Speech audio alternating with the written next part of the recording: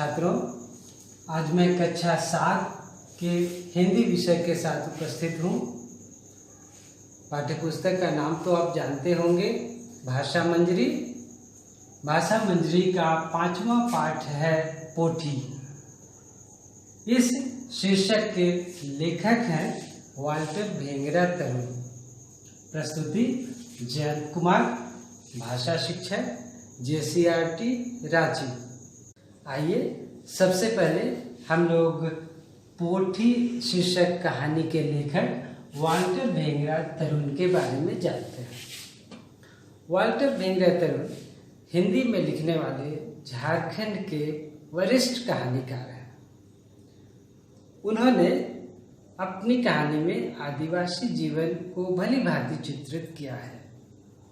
उन्होंने 60 के दशक में कहानियों की रचना की और उनकी पहली कहानी वह कौन थी अगस्त 1963 में प्रकाशित हुई थी।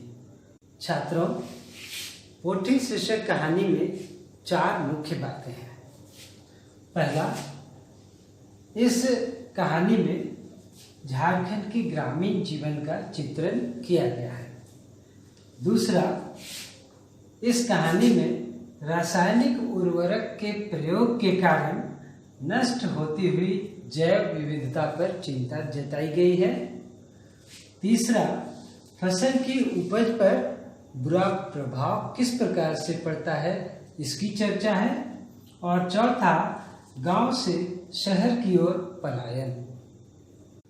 छात्रों, किसी भी कहानी को ठीक प्रकार से जानने के लिए सबसे पहले यह देखना होता है कि उसका शीर्षक कैसा है, कितना उपयुक्त है। आइए इस कसौटी पर इस कहानी को देखते हैं। इस कहानी का शीर्षक है पोथी। पोथी झारखंड, बंगाल और बिहार की स्थानीय मछली है।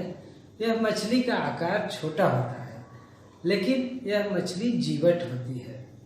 झारखंड की अन्य मछलियाँ बुदू, गरई, गेतू आदि स्वादिष्ट होती हैं, लेकिन वे समाप्ति के कगार पर है। और पोथी मछली अभी झारखंड में बहुतायत से मिलती है। यह इतनी बहुतायत से मिलती है कि इसे लोग सुखाकर हाट बाजार में बेचते हैं और सालों भर उपयोग में लाई जा सकती हैं। तो ये मछली झारखंड के लोगों का जीवन आसान बनाती है। और अगर इस मछली पर भी संकट आ जाए तो यह निश्चय ही चिंता का विषय है। तो इस चिंता को व्यक्त करती हुई यह कहानी निश्चय ही शीर्षक के रूप में सार्थक प्रयास है। शीर्षक के बाद आइए जानते हैं कि इस कहानी में कौन कौन से पात्र हैं। तो कहानी का मुख्य पात्र बुधन।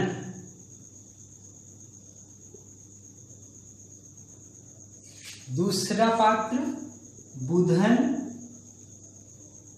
की माँ। और तीसरा पात्र मंगल, जो कि बुधन का भाई है। और चौथा पात्र सोमा काका।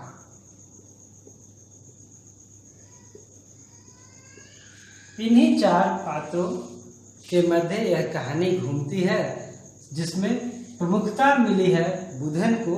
उसी के द्वारा लेखक ने इस कहानी को पूरा किया है। आइए अब कहानी के बारे में जानते हैं। कहानी की शुरुआत माँ और बेटे बुधन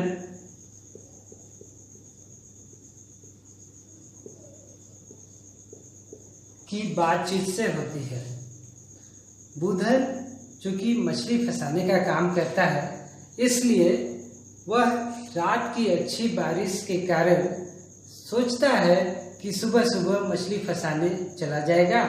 इसलिए उसकी चिंता थी कि वह कुछ खाना खाकर चला जाए। अतः माँ से वह पूछता है कि क्या रात का कुछ खाना बचा हुआ है। तो उसकी माँ बोलती है कि कोई चिंता की बात नहीं है, वह मड़ुआ की रोटी सेक देगी सुबह सुबह और रात का उड़द का दाल बचा हुआ है। बुधन सोचने लगता है कि उसका बड़ा भाई मंगल जब से शहर चला गया है तब से उसे ही सारा काम देखना पड़ता है। जब तक मंगल था तब तक उसे कोई चिंता नहीं थी। मंगल के शहर चले जाने के बाद से उसने सारे घर की जिम्मेवारी अपने ऊपर ले ली।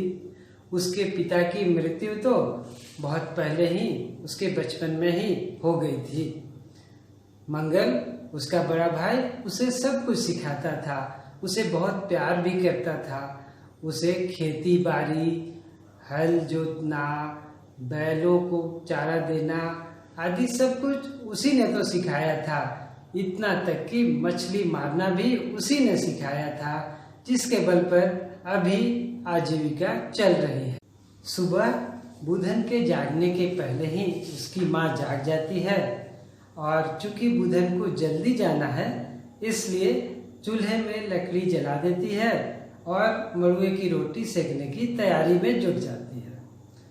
जल्दी में उससे चूल्हे में गीली लकड़ी डाल दी जाती है जिससे धुआं हो उठता है। उसी धुएं के कारण बुधन की आंख खुल जाती है। वह अपनी माँ को बोलता भी है कि उसने गीली लकड़ी क्यों डाल दी, तो उसकी माँ स्वीकार करती है कि हड़बड़ी में उससे गीली लकड़ी डल गई थी। अब बुधन उठ जाता है और बैलों को सानी पानी दे करके वह वापस हाथ मुंह धोता है और हाथ मुंह धोकर नाश्ता करता है और उसके बाद नदी की ओर मछली मारने के लिए चल पड़ता है। बुधन का थोड़ा खेत भी है। रास्ते में वह चलते हुए अपने धान की खेतों की ओर से जाता है और धान की फसल देखकर खुश हो जाता है। वे लहलहा रही थी, जिसे देखकर उसे महसूस होता है कि अगले कुछ दिनों में निकौनी भी करनी होगी। निकौनी उसकी माँ ही करती है।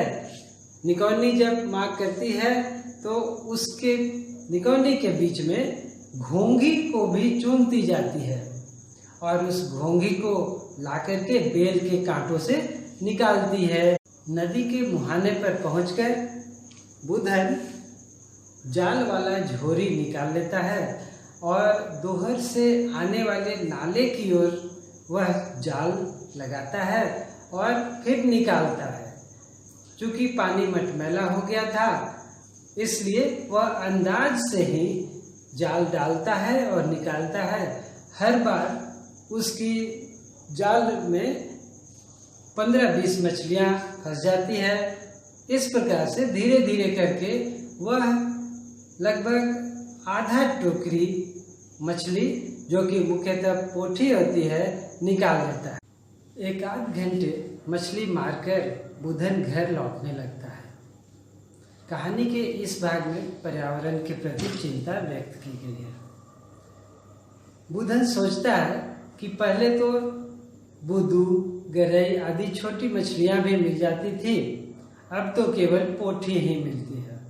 वह विचार करता है कि पहले लोग अपने खेतों में गोबर की खाद, हरी पत्तियां आदि मिली हुई बहुत सारी अलग अलग किस्म की जैव खाद डाला करते थे, लेकिन अब उपज बढ़ाने के लिए वे रासायनिक खाद का प्रयोग करते हैं। पहले खेतों में फसल बचाने के लिए कीटनाशक का प्रयोग नहीं किया जाता था। वे नीम, सिंधवार आदि की डालियां खेतों में गाड़ दिया करते थे, जिससे फसल की बचाव हो जाती थी। लेकिन अब तो लोग रासायनिक खाद के साथ कीटनाशक का भी प्रयोग करते हैं, जिससे जैव विविधता समाप्त होती जा रही है। अब दूसरी मछलियां तो मिलती ही नहीं, केवल पोठी मछली मिल पाती है। बुधन सोचता है कि अब पहले की तरह बारिश भी तो नहीं होती। समय पर बारिश हो जाती है तो आगे चलकर बारिश नहीं होती और सूखा पड़ जाता है। विभिन्न प्रकार की प्राकृतिक आपदाएं आ जाती हैं, जिससे फसल को नुकसान होता है। अब पिछले वर्ष ही तो फसल अच्छी हुई थी, 2-3 सप्ताह में फसल को काटने की बारी थी, लेकिन अचानक तेज आंधी बारिश से फसल को कितना नुकसान पहुंचा था। फसल ही बर्बाद हो गया था पूरा। तभी अचानक सोमा काका ने उसका ध्यान भंग किया। सोमा काका ने पूछा, क्या सोच रहे हो बुधन? तो उसने कहा, जोहार काका। कुछ नहीं काका, यही खेती बाड़ी के भविष्य के बारे में सोच रहा था। अब पहले जैसा कुछ भी तो नहीं रहा काका। सोमा काका ने हामी भरते हुए कहा, सब कुछ बदल रहा है बेटा। गांव घर खेत खलिहान सब कुछ बदल रहा। हमने तो इसी खेती बाड़ी के बदौलत जिंदगी काट ली, लेकिन अब ऐसा नहीं लगता कि ऐसे ही चलेगा। जितना लगाओ उससे आधा भी नहीं निकलता। बुधन ने कहा, हाँ काका, आपने तो दुनिया देखी है, हम तो जब से बड़े हुए हैं यही देख रहे हैं। खेती बाड़ी में अब कोई खास फायदा नहीं रहा, इसलिए तो मंगल दादा भी गांव छोड़कर शहर चले गए। निराशा भरी आवाज में सोमा काका ने कहा, बस धीरे धीरे जवान लोग गांव छोड़कर शहर की ओर चले जाएंगे। बुधन सोचने लगा, खेतों में गरई, गेतू और बुदू मछलियां तो गायब हो ही रही हैं, बस बच गई तो ये पोथी। तो अब छात्रों, प्रश्न और उत्तर की बारी। पहला प्रश्न, बुधन क्यों खुश था? उसे नींद क्यों नहीं आ रही थी?